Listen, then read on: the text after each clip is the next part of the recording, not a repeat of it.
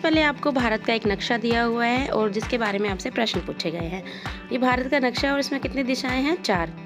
आपके जो कविता है उसका नाम भी क्या है? 4 दिशाएं। तो दिशाएं कितनी होती है? 4 होती है, उत्तर, दक्षिण, पूर्व, पश्चिम।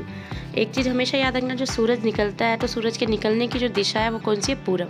और अगर हम पूर्व की तरफ मुँह करके खड़े होते हैं तो हमारे बिल्कुल पीछे होगा पश्चिम, बाई तरफ उत्तर और दाई तरफ दक्षिण। ये आपको याद रखना है, ठीक है। चारों दिशाओं के नाम आपको याद रखने हैं, पूर्व, पश्चिम, उत्तर, दक्षिण।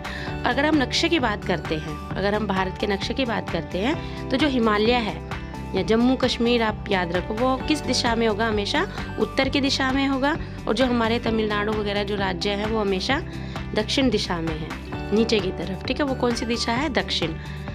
पूर्व दिशा कौन सी है? जहाँ पे आपके असम, मेघालय ये सब है। और पश्चिम में कौन कौन से राज्य हैं आपके? राजस्थान है, गुजरात है, ये पश्चिम है, ठीक है। अब प्रश्न देखिए, दिशाएं कितनी हैं? तो दिशाएं कितनी हैं? 4। आप जहाँ रहते हो वहाँ से हिमालय कौन सी दिशा में है? तो हिमालय हमेशा कौन सी दिशा में रहेगा? उत्तर। कोलकाता कौन सी दिशा में है? तो कोलकाता है आपका पूर्व में।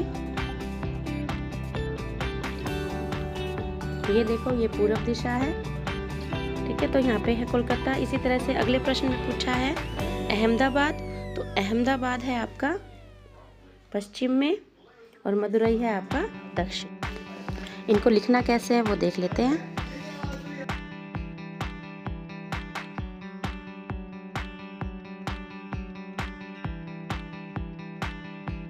दी गई सूची में से दिन में काम करने वाले और रात में काम करने वाले अलग करने हैं आपको। इनमें से दिन में क्या क्या किया जाता है और रात में क्या क्या किया जाता है। तो देखो, स्नान हम कब करते हैं? दिन में। स्कूल जाना दिन में। तारे कब निकलते हैं? रात में। तो ये यहाँ पे आएगा, जबकि स्नान करना, स्कूल जाना दिन में। चौकीदारी करना, चौकीदारी भी रात को ही की जाती है अधिकतर। जो आपके कॉलोनी में या चौकीदार खड़े होते हैं वो कब काम करते हैं? रात को। सूरज हमें हमेशा कब दिखता है? दिन में, और चांद रात में। तो इस तरह से हम इनको अलग अलग कर सकते हैं।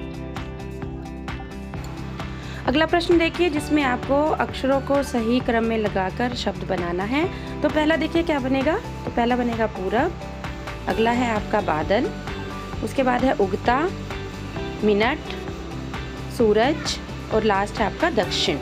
तो आप शब्दों को जब देखोगे तो आपको ध्यान रहेगा किस तरह से बनाना है, क्योंकि ये सारे ही आपकी कविता में से ही हैं, ठीक है।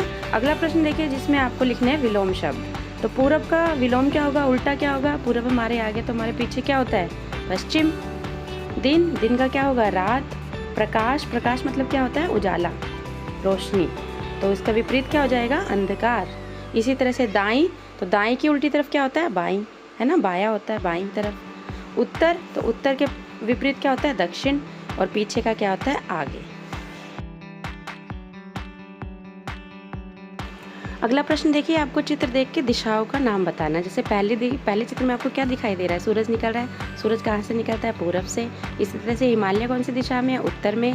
कन्याकुमारी कहाँ पे है? दक्षिण में। और जो आपका सूरज छिपता है वो कौन सी दिशा में छिपता है? पश्चिम में। तो ये हमारा कार्यपत्रक था, वर्कशीट थी 4 दिशाएं की। उम्मीद करती हूँ आपको पसंद आई होगी। मेरे चैनल को सब्सक्राइब और लाइक शेयर कीजिए। धन्यवाद।